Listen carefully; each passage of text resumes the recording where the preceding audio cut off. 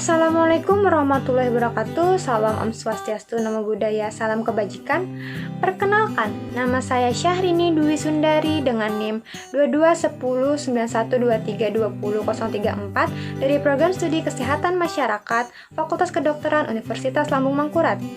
Pada video ini, saya akan menyajikan sebuah informasi secara lisan dengan topik kesehatan masyarakat yang berjudul Anemia pada Remaja. Anemia merupakan salah satu masalah kesehatan masyarakat di Indonesia yang dapat dialami di berbagai kalangan usia mulai dari anak-anak hingga orang dewasa.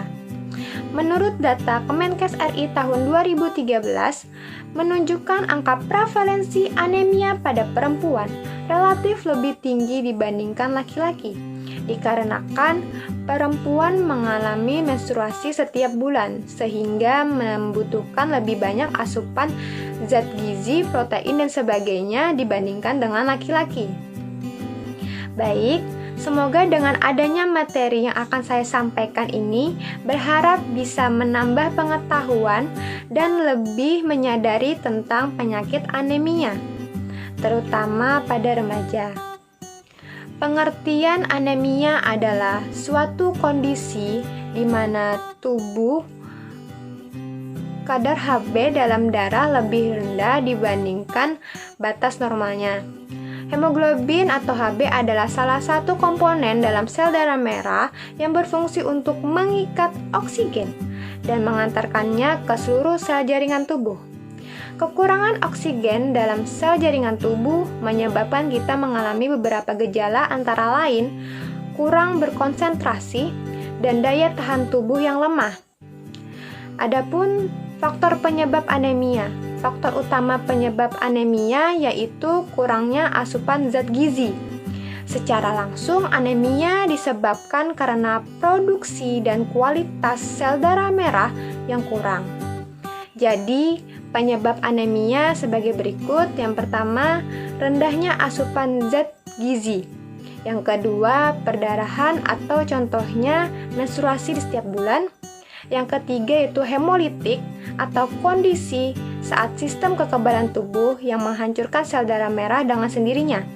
Contoh, pada perdarahan penderita malaria kronis.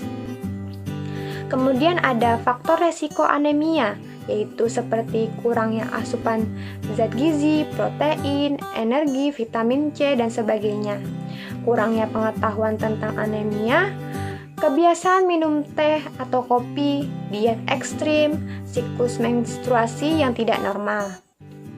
Ada beberapa gejala anemia yang dapat kita rasakan, yaitu badan terasa lemah, lelah, letih, lesu, disertai dengan sakit kepala dan pusing, mudah mengantuk, mata berkunang-kunang.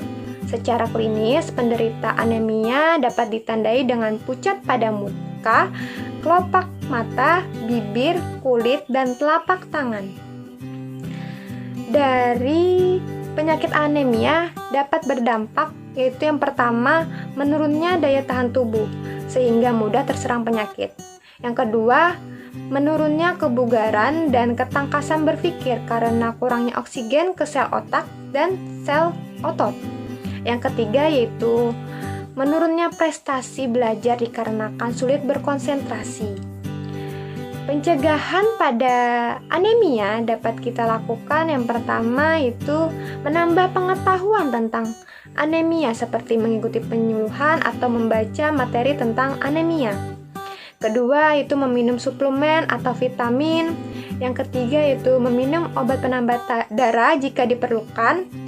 Jika tidak menyukai obat penambah darah dikarenakan efek sampingnya, bisa diganti dengan makanan, contohnya seperti hati ayam dan sayur-sayuran penambah kadar Hb dalam darah. Di Kalimantan terkenal dengan nama sayur kelakai untuk menambah kadar Hb di dalam darah. Jadi, dapat ditarik kesimpulan dari materi yang saya sampaikan tadi, anemia adalah suatu kondisi tubuh di mana kadar hemoglobin dalam darah relatif lebih rendah daripada batas normalnya. Anemia tidak bisa dianggap remeh dari faktor resiko dan faktor penyebab. banyak kebiasaan yang kita anggap sepele merupakan faktor resiko dan faktor penyebab dari penyakit anemia itu. Oleh karena itu, kita harus menjaga asupan gizi pada makanan yang kita makan setiap harinya, tetap menjaga pola makan dan pola hidup sehat. Sekian itu saja yang dapat saya sampaikan. Mohon maaf jika ada kesalahan kata. Saya ucapkan terima kasih atas perhatiannya. Assalamualaikum warahmatullahi wabarakatuh.